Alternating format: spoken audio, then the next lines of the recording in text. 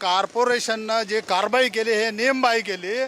जर तुम्ही नियमाने केलं असतं तर अगोदर नोटीस द्यायला पाहिजे होते, त्याची प्रक्रिया करायला पाहिजे होते। आम्ही विकासाला बाधा करत नाही, त्याला सहभाग करावं।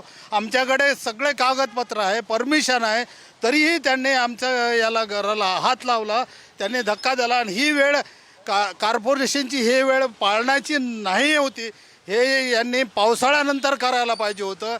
हे एक दहशतवादी कृत्य आहे, हे दहशतवादी कृत्य हे आमचं न, हे देशविरोधी कारवाई आहे, देशद्रोहीसारखी कारवाई आहे।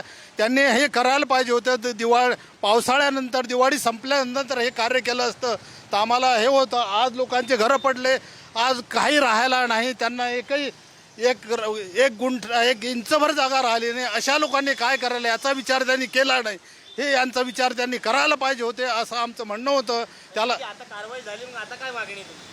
आता मागणी आमचं एवढंच आहे की आम्हाला पैसेच्या मोबदला द्यायलाच पाहिजे। तोपर्यंत आम्ही हे करू देणार नाही। आम्हाला मोबदला पैशाचा म्हणजे पैशाचाच पाहिजे। जोपर्यंत पैसे भेटत नाही तोपर्यंत आमच्या राहिलेल्या याच्याला हात लावू नये एवढंच आमचं म्हणणं आहे। तोपर्यंत कारवाई करा। आम्हाला काय 2 दिवस अगोदर त्यांचे काय प्रक्रिया करा, तुमची चेकची काय करायची असली ऑनलाईन करा, कसे करा, पण पैसे दिल्यानंतर आमच्या याला हात लावा, तोपर्यंत हात लावू नये एवढं आमचं म्हणणं आहे बघ।